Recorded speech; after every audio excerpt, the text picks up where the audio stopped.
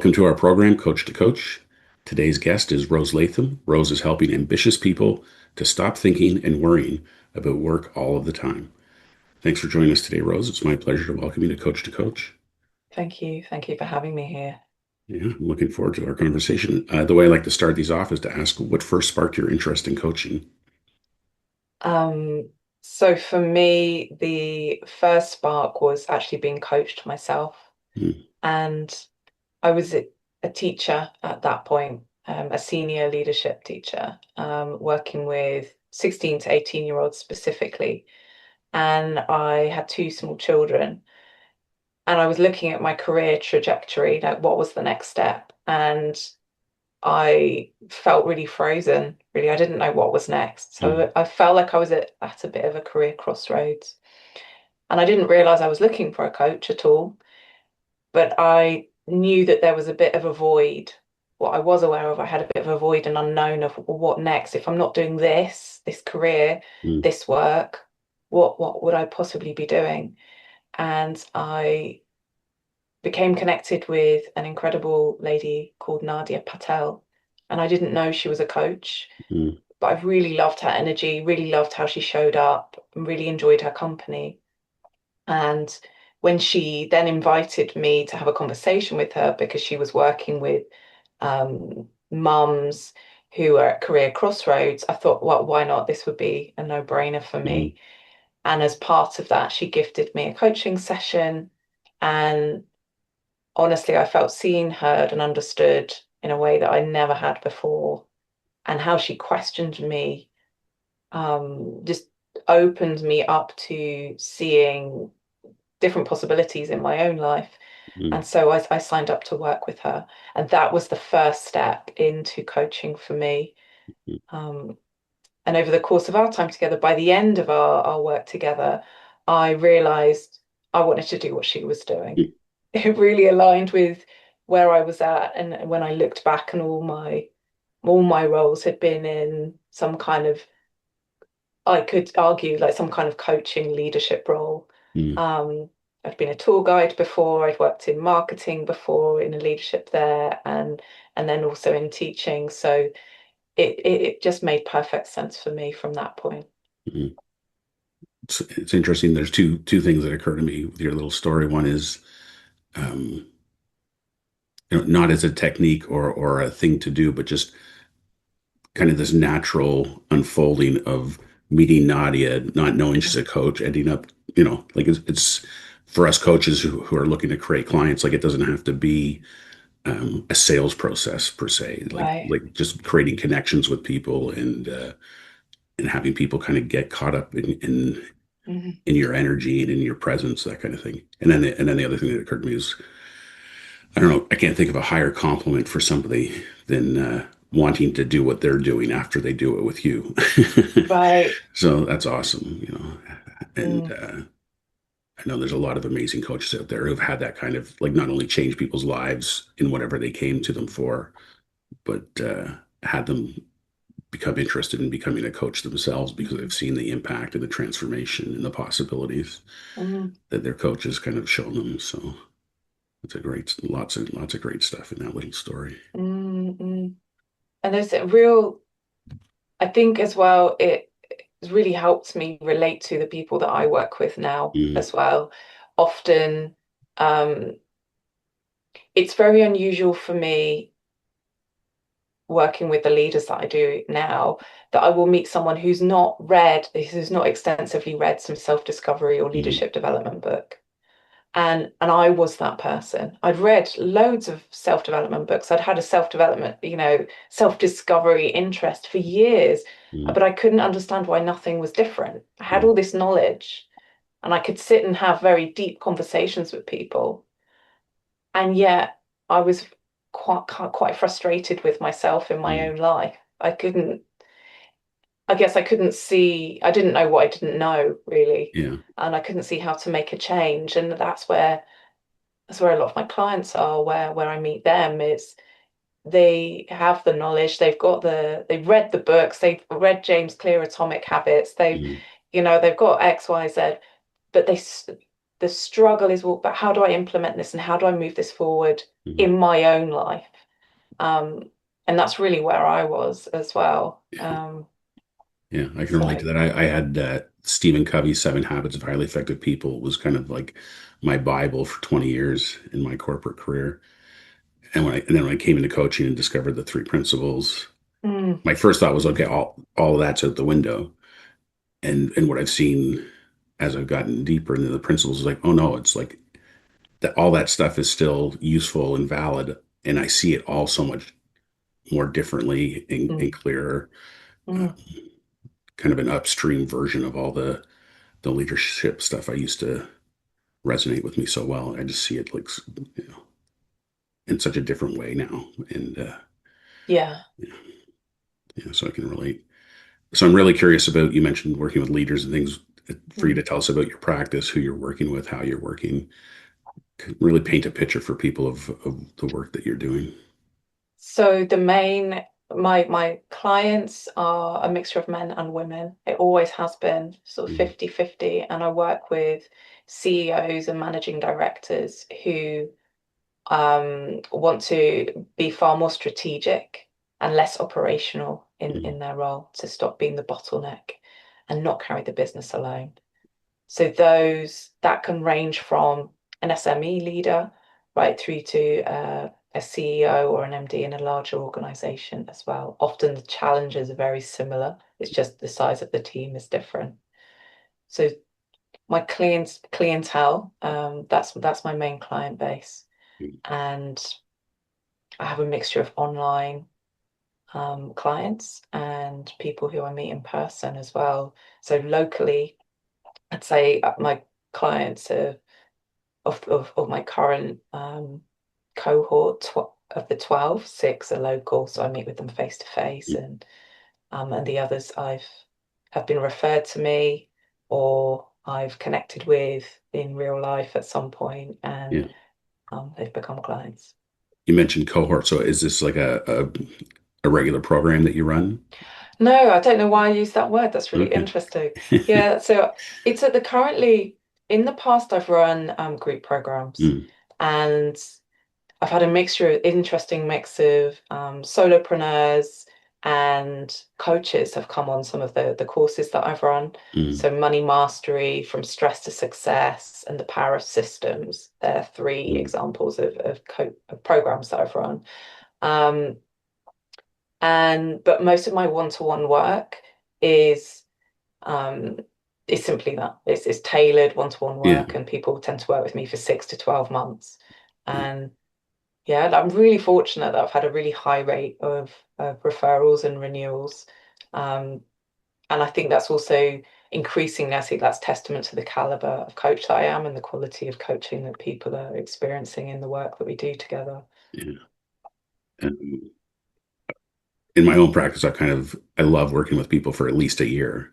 Mm, The way I rationalize it is, I worked in the grocery retail business for 20 plus years, and I always had the view in that business, like until you've worked a whole year, you haven't really mm, experienced the whole breadth of what can happen in the grocery business because of the seasonality and yeah. everything. Like until you go through Christmas, you have no idea what Christmas is like. Until you go through Mm, summer mm. break, you have no idea what that's like, and so on. And I feel like life is kind of like that too. Our life is very cyclical with the year, the calendar. It's very And true. I'm wondering, you mentioned 6 and 12 months. If you can just share what's possible when somebody works with a coach for that length of time versus 1 or 2 sessions here or something, like the kinds of Mm. transformations and things that are achievable in a longer time frame.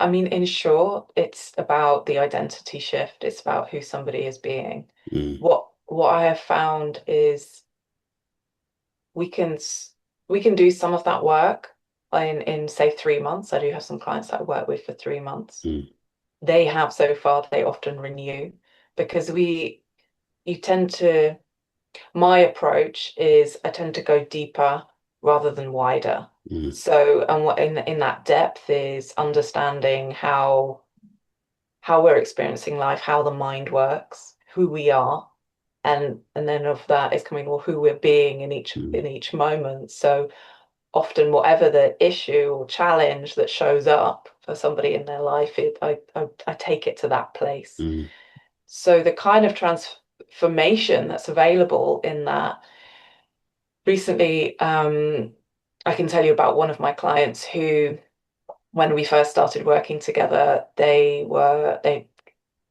managing director in one organization and they were about to start to do the same role in another organization. And they were crying in the car about going into work, which is why they were leaving to go to this new mm, place. And where we met, the question I asked them was, well, how's it going to be different in your next role? How are you going to be different in your next role, in your next placement? And they couldn't answer the question. mm, And so it was because everything that who they were and how they understood themselves to be was, well, this is how I operate at work. I work 14-hour days. I answer all the questions. I'm the first one into work. I'm the last one to leave. I'm working on weekends to prepare for the week ahead. And we together, they kind of deconstructed and unlearn and had to unlearn or chose to unlearn a mm, lot of those behaviors and to see that that was being driven by an identity that believed that whatever they did wasn't enough. And so from that place, it made sense that they were operating like that. And the transformation was that within 3 months, they were leading in a completely different way. They were trusting other members of staff in meetings to come up with solutions. They were talking less as well because previously they'd always felt that they had to have all the answers, and they called themselves the apex decision maker. That never changed, but as part of that identity, they felt they needed to have to know all the information all the time and be all over everything. And so as they trusted themselves more and trusted the team more and gave more agency to their directors, they were able to release some of the responsibility to know everything and to trust that they were being given the correct information to make still be the apex decision maker, but with different levels of information. mm, So they were far less stressed, they were sleeping better. Their relationship with their children improved as a consequence because they were more present at home. When they were home, they were actually mentally and physically there. Um, and it's something that was unintended, but it seemed as a byproduct of our work together. They really discovered their spirituality mm, because they started. We talked a lot about the principles, and they really resonated with Sydney Banks's work in a way that they signed up in the end and did a Michael Neal course and all sorts mm, of things alongside our work together. So it's really transformed how they viewed themselves in the world and what they were up to. And after 6 months, they actually ended up leaving the role and completely stepped away from the organization in order to, they moved country with their husband. mm, This was a woman already given that way. mm, moved away and set themselves up as a consultant working in a completely new arena, mm, um, and working very, very different hours. And the transformation, I, I think this is the thing about the six, it's like a longer term coaching relationship. It doesn't have to be 6 to 12 months. And mm, like you shared so beautifully, Greg, there's this going through the cycles and noticing the patterns and then being with the sort of tendencies that the mind can throw up of how we used to be. mm, It's there's more opportunity to step out of those and choose differently. mm, And that's what I really see is available in a longer term coaching relationship. There's a phrase I've heard before. It may be attributed to Steve Hardison. I don't totally remember, but the more you see, the more there is to see. mm, And I think I sort of take that as the more you slow down, the more the more I slow down, the more I see it's possible for me to slow down. The more my clients slow down, the more everything slows down in their life in a really beautiful way, yeah, and there's more opportunity to create more intuitively, more aligned to who somebody really is. Mm, And so that's what I see is available in a longer term coaching relationship, yeah, if that gives a bit of a yeah, flavor. love it. I mean, I'm sure so many people out there can relate to this idea of how this story started with somebody thinking the solution to their problem was, I'll just change my circumstances. I'll change Right, companies. Um, the grass is always greener on the other side until you get there and right. realize that, oh, this is just grass too. Yeah. um, and, I've had a few examples like that in my career. Mm, So I love the idea of pointing them in the more in the direction of, away from circumstance and towards who are they being, mm, and how are they creating their experience of those circumstances. mm. It's not to say, don't change jobs or don't seek out opportunities, whatever, like fill your boots, but it's so helpful if you're doing it from a place of, what do you want to create versus what are you trying to get away from. Yeah, absolutely.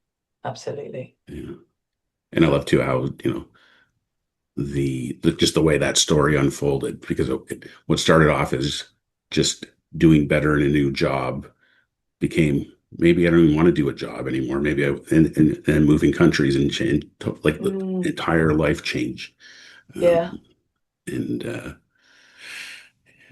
I'm sure, if your client were to look back to the beginning, like everything that unfolded, never would have foreseen any of that kind of stuff. So it's, What I really love, just to add to here as well, is that where I met this client is really, it was always stands out in my mind as mm, well, is that it was at a funeral. mm, And so we knew of each other, as in there was a personal connection. Um, and yet that was nothing to do with why we ended up working together. It was mm, simply that, oh, there was a personal connection. So we mm, ended up speaking to each other at the funeral. And there was, I mean, there was just something there that was fascinating about the conversation. And they really stretched me at that point in my coaching career to just I reached out and followed up with mm, a this I don't feel like this conversation was over. There's more for us to explore here. Are you mm, open to it? And at that point, that felt I'd never done anything like that before. Um, it was very, we were in a social setting and it was me kind of moving us into the professional context. It felt quite edgy, and it really my whole work with this individual really stretched me in such a beautiful way, from every single conversation. mm, Um, but I think it's worth sharing that because something that we I haven't mentioned is that I'm a I work alongside Anchors Jane on leading the AJC coaching school. So I'm also working with and supporting coaches in a group capacity mm, as part of the school. And sometimes I have the odd coach that I'm working with as well, one to one. Not as much, but it does occur. And but there's this piece here what we talk about in the school that clients are everywhere, mm, and I wouldn't believe that except I'd had that experience. And it's just being alive. And one of the beautiful things about working in this profession is being alive to the possibility to, well, with people, just all, not to go around and be creating everyone as a client, but to show up and be of service to somebody and cut through some of the noise, the mm, social noise that can surround us at times is is a real I mean, it's just a real gift. And I think mm. it's something that we can so easily overstep. And you don't have to be a coach to do that. Yeah. And as a coach, it's part of my job, if you like, part of the thing I love. It's like listening out for where are these opportunities to ask a different question, to break the pattern or to interrupt the pattern that Mm. someone's like living in. And that can just open up such incredible opportunities and conversations. Yeah, absolutely. Yeah, I mean the as you were describing before you even brought up the AJC school, the thing that was in my mind was just you being of service and support to this Mm, person, and not with an agenda of them becoming a client. It's just like, oh, I, you know, I have something that can help, maybe help this person, yeah. and and then being um, open to sharing Mm, and being of service without all the thinking and the stuff that gets in our way of mm, what's right or proper or whatever. Just kind of open mind, open heart kind yeah. of approach. Yeah, it's quite interesting. I had a very short stint as a real estate agent in 2008, which is quite possibly the worst time to become a real estate agent in the history of mankind. But um, I draw a lot of parallels between that short period as a real estate agent. Like all of a sudden, I played hockey, men's league hockey with these guys for like 25, 30 years. I go in the dressing room one day and say, hey, great news. I'm a real estate agent now, and start handing in my card. Well, no one talked to me for like 2 months. Okay. And Right. and now I'm a coach, and it's like the same thing, but it's that Mm, experience. It was totally salesy. It had a much different vibe. Now mm, it's more how can I be of service and support and things. And there isn't mm, a catch of you know I'm going to make you sell your house or or all mm, this kind of stuff. mm. It's much more human to human, heart to heart kind of connection with people. And so I'm grateful to have had that contrasting experience in my own life that I can see the difference and value it. Yeah. That is that's what a gift of an experience. Yeah. And now I do have a softer spot in my heart for real estate agents than I used to. Yes, right. But it's not dissimilar to coaches, I don't think. I No. go to a number of networking events and I didn't realize this, but as soon as I shared I was a coach, um, people had a response to that. Mm, And I didn't realize that because I naively yeah. coming from teaching, if I walk in a room and say I'm a teacher, everyone knows everyone's seen and knows a teacher, right? So Yeah. everyone's like, oh, okay. I'm not trying to in people's sales mind. I'm not trying to get anything from them. I'm Yeah. like, oh, okay, I'm safe. I can talk to her, and I'll go in and probably talk about how education Yeah. could be improved or whatnot. Yeah. But as soon as people started revealing to me after I've been networking for a while that they had a perception of me simply under the heading coach and what Mm, I did and who I was that then was getting shattered during a one-to-one. And it wasn't something that I realized I needed to be aware of. And maybe mm, that's a good thing, actually, in hindsight. But yeah. so I understand what you're saying that, and it's a useful mirror to sort of see, well, where am I prejudging people based on, like say Yeah. the The real titles or estate whatever. or Yeah. whatever it is, Yeah. the assumptions that we make about people and where they're coming from, Yeah. and how much that gets in the way of, as you described, the human to human connection. Yeah. Yeah.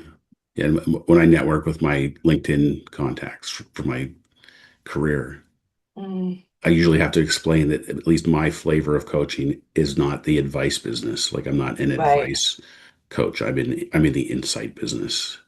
And Mm, then kind of trying to explain to them the difference between yeah. those two things. So I mean, I'm not against giving advice. Obviously, if somebody's dealing with something that I have a experience with a solution that would work, I'm not going to pretend I don't know something just for the Mm, sake of not giving them advice. But more often than not, uh, the real power is having them discover things on their own and mm, having their own insights and mm, taking them upstream. So it's yeah, coaching is maybe one of the most misunderstood words or professions out there. And people either have had an experience of it that didn't go so well, or they've heard of experiences through mm, friends, colleagues, I don't know, whatever it was. But mm, yeah, each of us coaches is kind of unique. We're like our own little snowflake of coaching.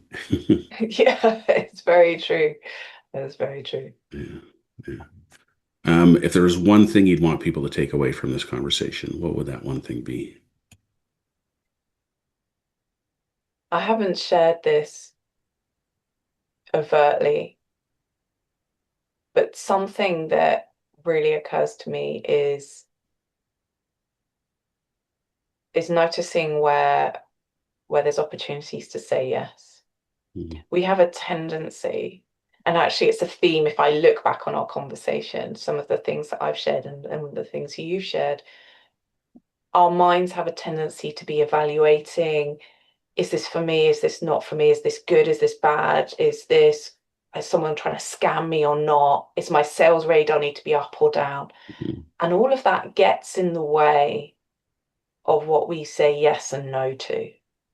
And the thing that when I look back in the examples that I've shared, say being invited to be part of the AJC leadership team, or challenged to reconnect with the lady that I met at the funeral, who then became a coaching client for 2.5 years, or even being in noticing the synergy and the energy of my very first coach. All those things I said yes. mm, All those things I leaned in and said yes. I could say to life, but actually who I was saying yes to was me.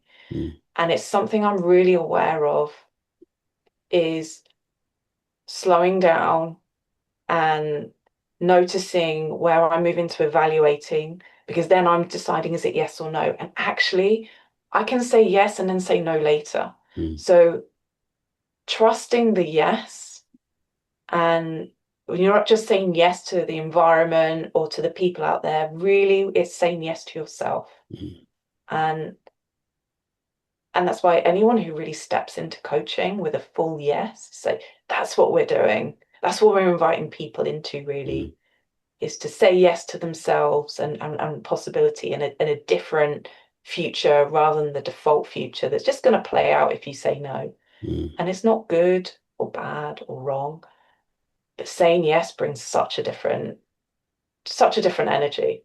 mm. So that's the one thing I would encourage people to take away from Yeah, this. I love that. I can't remember how many of these I've done, 50 something. And that's a very unique answer to that question, which I love. So Oh, thank thank you you. for that. Thank you for that. If people want to find out more about what you're up to and want to say yes to themselves, Oh, yeah. where do they find you? So there's two places where I'm active, which is LinkedIn, and you can find me Rose Latham Coaching, or just my name, Rose Latham, and Facebook, again, Rose Latham. And I'm posting about both the work that I'm doing with one-on-one clients Mm, and looking at the challenges, as well as sharing always more about the AJC. So I'm happy to connect with people around either or both of those things. wonderful. Well, this has been a great conversation. I've really enjoyed meeting you and getting to spend some time with you. And I look forward to sharing this with my audience. Thank you so much for having me here, Greg. It's been a pleasure. Yeah. Take care. We'll see you again soon. Thank you.